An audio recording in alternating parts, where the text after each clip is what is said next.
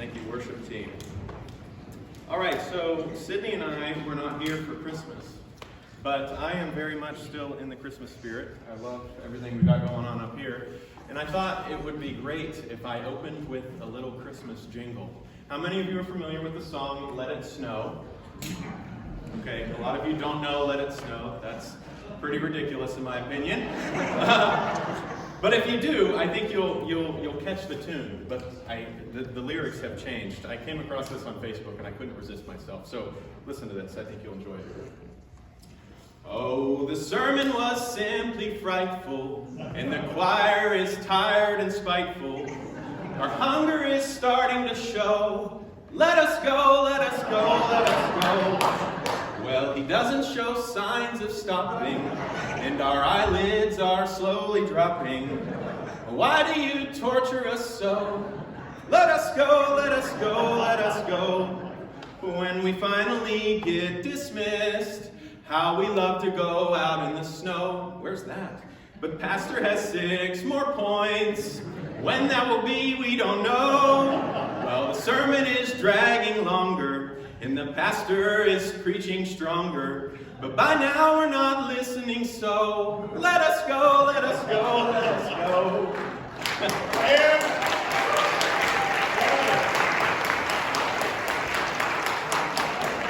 I read that on Facebook and I was like, man, I cannot resist. But it is good to be home. Sydney, Vienna, and I have been driving a lot this past month or so. We've driven a total of 6-hour road trips, twice to Buffalo and back, and once to Western PA and back. And it's a total of 36 hours, over 2,500 miles in the car with a 16-month-old. A lot of you travel like that regularly, and I do not know how you do it. But needless to say, Sydney and I are very happy to be home. Not all of those trips were planned. As many of you know, Sydney's grandfather passed away in the beginning of December. And so that was the reason for one of the trips. And on that note, we just want to say thank you to all of you that supported us and prayed for us through that time, that difficult time. So thank you for that. All this to say, though, Sydney and I have decided that one of our New Year's resolutions will be to do little to no traveling. I don't know how that will work. But we did get to spend a lot of good time in Buffalo with Sydney's family, and we just got back yesterday from spending time with mine in Butler, Pennsylvania. So we're blessed with the ability to travel hundreds of miles to reconnect with our loved ones, even though it's for a short time. But one of the biggest reasons why I'm excited to be back home and to be here this morning is because I'm transitioning into this new role as your full-time NextGen pastor.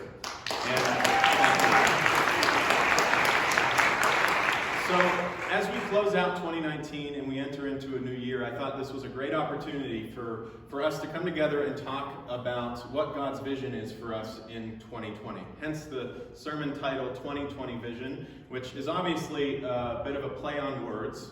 Most of you know that 2020 vision is something you hear or should hear when you go to the eye doctor. And 2020 vision, if you don't know, it's talking about the clarity or the sharpness of your vision, the acuity of your vision. And if somebody has 20/20 vision, it means they can stand at a distance of 20 feet and see clearly what should normally be seen at that distance. 20/20 vision is something I have not had naturally in a very long time. I got glasses way back in grade school, and I don't even remember what life is like without glasses or contacts. And so I have a good understanding of how valuable clear vision is. And I also know that in this life, as we go through our time on this earth, I know how important it is for us to have a clear vision, a clear direction, a picture of how we're supposed to live our lives, or the direction that we're supposed to head. Proverbs 29:18 tells us this: where there is no vision, the people perish. So it's important for us to have a clear vision, a clear direction, knowing where God wants us to be in our lives, so that we can be in a position where His plans for us, for our lives, are fulfilled. And so I think right now, entering into a new year and me entering into this new position, I think it's a great time, a great opportunity for us to talk about vision and really get our sight set on where God wants us to be. Now, months ago, as I was thinking and praying and planning this message, I was thinking that because we're going into a new year and so many people make goals and resolutions, it's a great time for me to just lay out 3 or 4 spiritual principles or practical things that we can all try to implement in the new year. But then as time went on and I was realizing, it's likely that I'm going to go full-time into this new position, focusing on the next generation, I think I should spend this morning talking about what NextGen Ministries is all about. What is it that we're trying to reach with the next generation? Or what even is the next generation? And so that's what we're going to be talking about this morning. Now I realize some of you are not in an active setting where you're regularly surrounded by people who are in the next generation, and yet all of us, as followers of Jesus, if we call ourselves Christians, we're all called to reach the lost for Jesus Christ. We're all called to make disciples, and that will or should inevitably include people from the next generation. And so my desire this morning is to help us all understand what exactly the next generation is. I want to give you some key things, some key statistics about the next generation. And I also want to explore a biblical story that gives us insight of how we can lead the next generation together. So the next generation in this country is currently known as Generation Z, and it includes people born from 1997 to 2012. So we're talking about people from like 7 to 22 years old. Barna Group, if you're familiar with them, they did extensive research on this generation, just like they've done in the past. And they compiled it all in this book that I have here. It's fascinating research. I'm not going to go into a lot of it this morning, but if you're interested in learning more about this upcoming generation, because times have certainly changed in the last even 10 years, this next generation is facing things that no generation before has ever faced. And they have accessible to them things that no other generation before them has had accessible. So it's fascinating things to read. If you are interested in that, you can go to Barna Group's website and learn more. But I want to point out a few things that Barna lists, because a lot of us realize, like, the next generation, our culture right now is very post-Christian, and it's seemingly getting more unchristian as time goes on. And we could gather here and we could talk about how the young people aren't doing this, or they are doing that, and they should be doing this instead, or they're spending too much time on their cell phones and all this and that. But I would rather us focus on the positive things this morning and talk about how can we actively pour into the next generation. How can we build up and equip and encourage and empower the next generation? And so I want to point out a few of these commonalities that Barna Group presents in this study. And before you think, how does this apply to me, or how does this apply to Montvale Church, let me just make this clear to you. We're all called to reach the lost for Christ. And right now, in the United States, this next generation accounts for 30% of the population. 90 million people. And it's only getting bigger. And, the future generations are only getting bigger. And so, with that being said, we have an incredible responsibility and an incredible opportunity living in the area that we live to make a profound impact on the younger generation, Gen Z and beyond. Also, in 2020, Gen Z will account for 40% of United States consumers. That's huge. So Gen Z is the next generation, and that's what we're going to be focused on this morning. And this is our mission field. So some of you are here this morning and you fit into the Gen Z category. You are between 7 and 22. And if that's you, my question for you this morning will be this. How can you position yourself to learn from the older ones and also invest in the ones that are younger than you? Because every single person can make an impact in somebody's life. Younger than you, older than you, whatever. So if you are in the Gen Z category, my question is, how can you position yourself to learn from those that are older while also having a direct impact on those that are younger? You will eventually be the parent generation, and you will eventually be talking about the ways to reach the younger generations. So start now, focusing on those that are younger than you. If you're not in Gen Z, which I am not, I'm actually a millennial, which, there's a lot of trash talk to the millennials. That's acceptable, we take it. But most of us here are not Gen Zers. And so my question for us will be, how can we position ourselves to love and lead the next generation, the younger generation, with the way of Jesus? How can we lead them in that? So let me present to you the 4 ways that Gen Z actually relates to Christianity, as Barna puts out. The first way is in their diversity. Did you know that half of Gen Z is non-white? It is the most diverse generation in United States history. And that corresponds with Revelation 7:9, where John writes this. He says, "After this I looked out, and there before me was a great multitude that no one could count, from every nation, tribe, people, and language, standing before the throne and before the Lamb." The kingdom of God is very diverse, and this generation is the first generation that most accurately reflects that. Second way they relate to Christianity is their empathy. Gen Z is seemingly passionate about empathy and modeling gentleness. And that correlates with 1 Peter 3:15 through 16. And it says this, "But in your hearts revere Christ as Lord. Always be prepared to give an answer to everyone who asks you to give the reason for the hope that you have." I'll pause there for a second, because I think us Christians do that really well. We often have the answers to the questions people have. We know how to tell people we believe in Jesus. This is what he's done for us. But the second half of this is what I want to focus on. It says, "But do this with gentleness and respect." Do this with gentleness and respect. Could it be that we could actually learn something from a very empathetic generation? The third way they relate is in their openness. Because growing up in a post-Christian culture, Gen Z may not have a lot of hurts from the church. They didn't grow up in the church. And so they might not have bad theology that needs to be corrected, which, from my perspective, that's a good thing when we're taking the gospel to them and they're starting out their way of following Jesus. Barna states this, "A generation lacking confidence in what is true may be open in a profound way to a personal experience with God, much as those on the margins were often open to encountering Jesus during his ministry." And the last way they mention that they relate to Christianity is in their emptiness.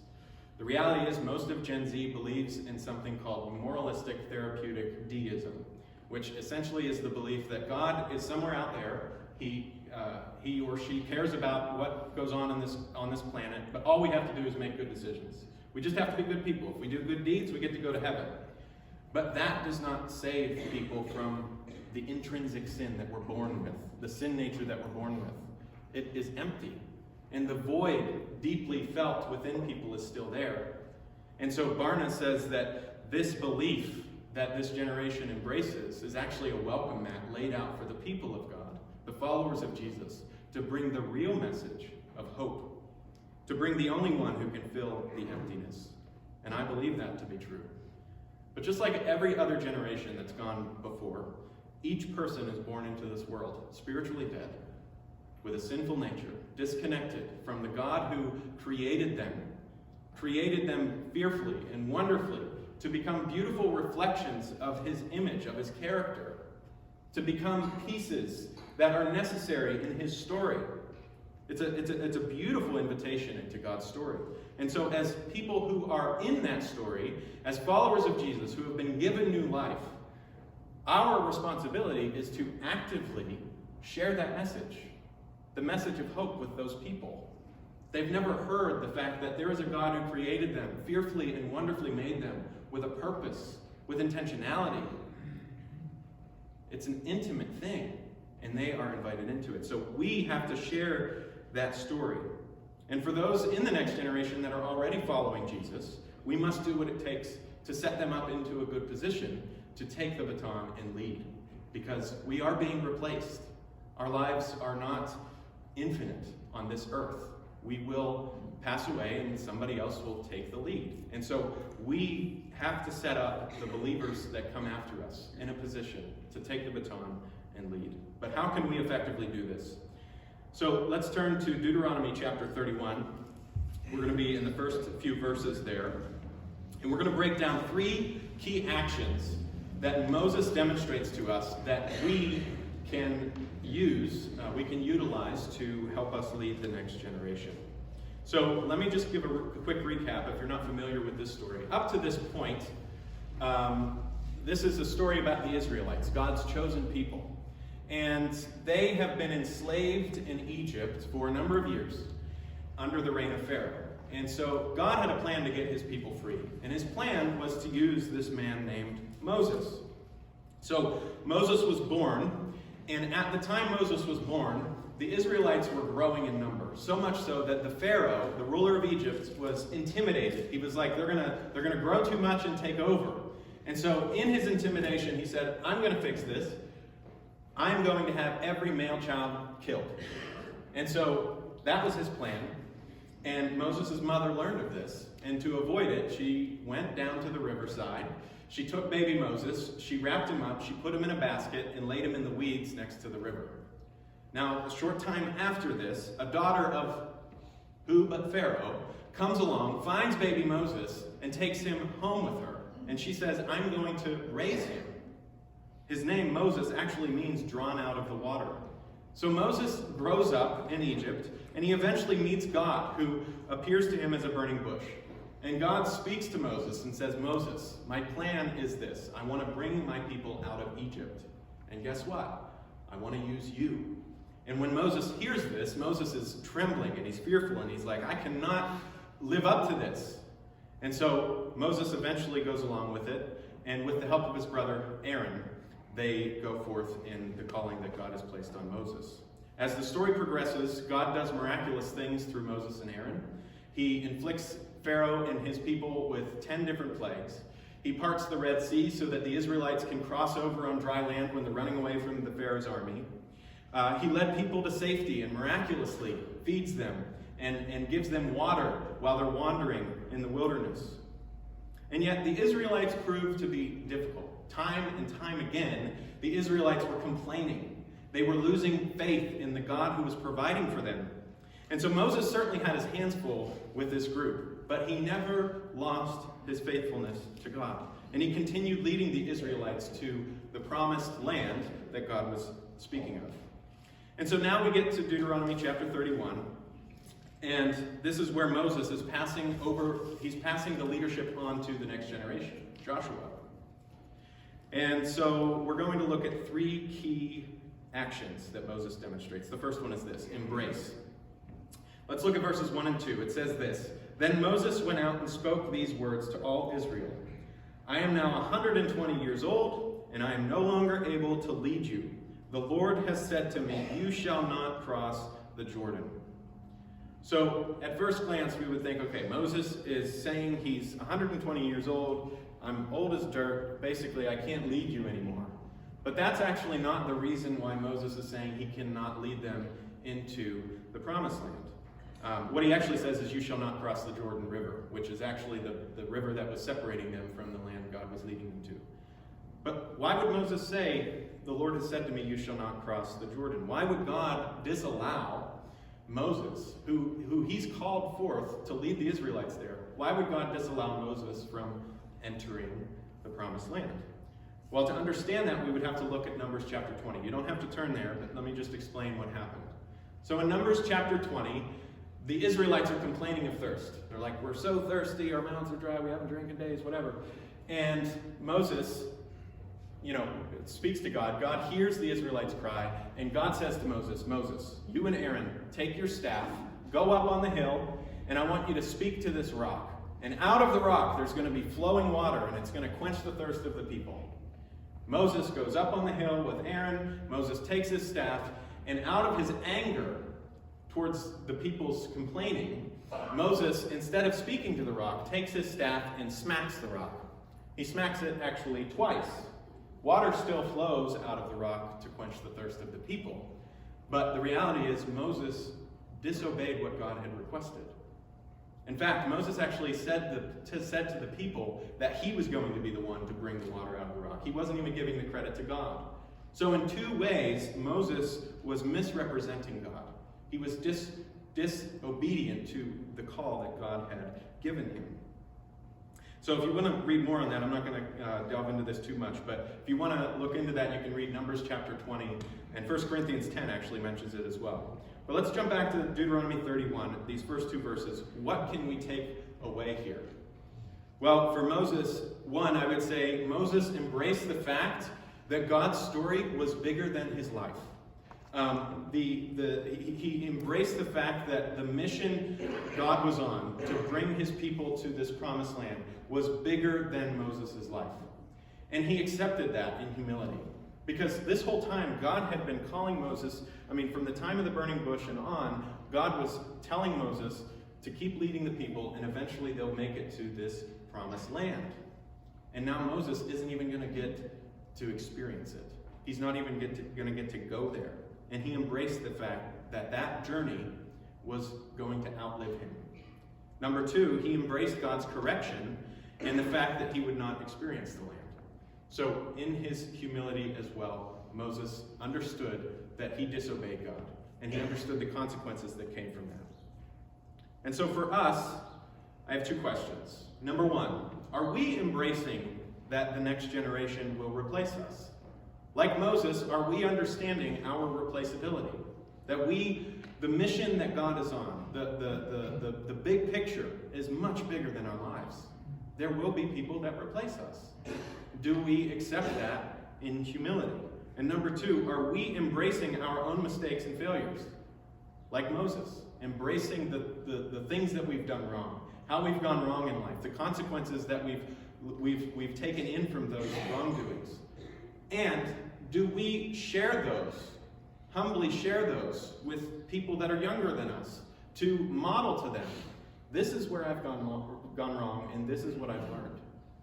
And use that as an opportunity to build up the next generation, to help them not make the same mistakes. The reality is this generation is desperately looking for authenticity. And so the honesty of our failures as older people, the honesty of our failures will dramatically increase our ability to speak into the next generation, to effectively lead the next generation. Let's move on to key action number 2, encourage. Looking at verses 3 through 6, the Lord your God himself will cross over ahead of you. He will destroy these nations before you, and you will take possession of their land. Joshua also will cross over ahead of you, as the Lord said. And the Lord will do to them what he did to Sihon and Og, the kings of the Amorites, whom he destroyed along with their land. The Lord will deliver them to you, and you must do to them all that I have commanded you. Be strong and courageous, do not be afraid or terrified because of them. For the Lord your God goes with you. He will never leave you nor forsake you. I noticed two things happening in these 3 or 4 verses. Number one, Moses is giving the credit to God. He's giving the credit where the credit is due for the success of the Israelites, because Moses knows, listen, if the people of God are led into the promised land successfully, it's not going to be because of Moses. It's not going to be because of Joshua. It's not going to be because of any other person. It's God alone who is providing the success. And so, unlike his mistake in Numbers 20, Moses is giving the credit to God here. And I think that models his dedication to God. And the second thing I see is that Moses is encouraging the people of Israel. He's reminding them that if they stick to the commands that God has given through Moses, God will be with them. They don't have to worry about anything. And so he encourages them in verse 6, be strong and courageous. Do not be terrified. Do not be afraid because of the enemies. For the Lord your God goes with you. He will never leave you nor forsake you. I'll tell you, with all of the things that I've read about the younger generations and the insecurities, the fears, the doubts, a lot of which is related to social media and all that, but we don't even have to think about the reasons why. We just have to understand the reality that is that a lot of these younger people are insecure. They have doubts. They have fears. And so I believe that one of the most effective tools of outreach to them is by way of encouragement. If we are just simply vessels of encouragement, because to have someone older than them say, listen, I really like what you got going on here. I really like what you did there. Or just to say something else that's kind. It can make their day. Or on Sunday morning when a younger person or a kid or a youth comes through the doors and you've never seen them before, but you as an older person, just say, it's good to see you here. You don't have to say much more than that. It's just kindness. We have to be vessels of encouragement. Because a little encouragement can go a long way, and the next generation needs it. Let's take a look at our last key action from Moses. Number 3, empower. So beginning in verse 7, Then Moses summoned Joshua and said to him in the presence of all Israel, "Be strong and courageous, for you must go with this people into the land that the Lord swore to their ancestors, and you must divide it among them as their inheritance. The Lord himself goes before you and will be with you. He will never leave you nor forsake you. Do not be afraid. Do not be discouraged." I can only imagine what this felt like for Moses at this time, because he's led the Israelite people for 40 years. For 40 years. And now, after thinking the whole time probably that he was going to get into the promised land and experience it, he would be the one to lead the people there. Now, he's not. He's having to hand over the leadership. I can only imagine what he was feeling. And he's handing it over to somebody that is approximately 40 years younger than him. That's a big gap. But instead of Moses saying to Joshua, "You're young, what do you know?" Or, "You've made these mistakes, how are you ever going to lead the people effectively?" Or questioning Joshua's ability in that way. Instead of doing that, Moses was willing to bring Joshua in front of all the people and empower him. Encourage and empower him. Moses realized that the story God was writing was bigger than his life, and he accepted it. And I believe that Moses could have acted a little differently here. He had one of two choices, really. The fact that Joshua was going to replace them, he could hear that from God and say, "You know what? I don't think that's a good thing to do. I don't think I can hand over the reins to somebody that is much younger than me, who might not be capable, or they've made these mistakes, so they're not gonna do well." And he could grudgingly hand over the reins. Or the option that he did choose was to embrace his replacement and actually invest in it. He embraced in Joshua and invests in him rather than rebelling. And so he humbly calls him up, empowers him in the faith, and commissions him to follow the call that God has placed on him. Moses was a selfless leader, and we have a lot to learn from him. And I believe we're faced with a similar situation as we go through our lives here. We cannot go through this life only concerned with our own lifetime, or only concerned with our own generation, because we are going to be replaced. For those of us that are parents, I mean, it's a little easier for us to get this, I think. But the question is, are we only focused on building up our kids? Like, are we only focused on setting them up on a good platform? Because I think as the church, we have a greater responsibility to broadly focus on the next generation, reaching them, teaching them, leading them in the way of Jesus. And so we have to have a broad vision. God's mission for us is to be people who make disciples that make disciples that make disciples. And I'm not saying don't focus on your children, because that's where you need to start. But it can go further than that. And your children, impacted by you, can impact others that impact others. It's a domino effect, and we need to be tapping into this as much as possible. True disciples multiply disciples. True leaders multiply leaders. Moses multiplied. We must do as well. How can you play an active role in embracing, encouraging, and empowering the next generation? That's my question for us. How can we play an active role in embracing, encouraging, and empowering the next generation? Here at Montvale, we are blessed with a kids ministry and youth ministries that dramatically pour into the next generation. And my new role as NextGen pastor will be to oversee pretty much the ministries for babies all the way through young adults. So I will be having a lot of hands-on with working with the next generation. And that's why I wanted to speak on this today. Because I feel that God has placed us here right at this time for a purpose. I believe that we're going to grow. I believe that more families are going to come here and get plugged in. That their children, the kids, are going to grow deeper in their relationships with Jesus and with each other through our Sunday morning experiences and also our extra events like VBS in the summer. I believe with faith that we are going to grow deeper in our connection with families, because I believe that it's important that the church pairs up with the families to help equip them with the tools that they need, the guidance that they may need to lead their kids in the way that they should go, growing up in the faith. I believe that our youth ministries are going to continue to grow, and that it's not just going to be an outreach for local students, but it's going to be an outreach for students and their families, and that they will start coming on Sunday mornings. So if you're asking yourself, how can you make a direct impact on the next generation, there's your in. We have an incredible opportunity in front of us right here at Montvale Church to invest in the next generation, to embrace, to encourage and empower the next generation.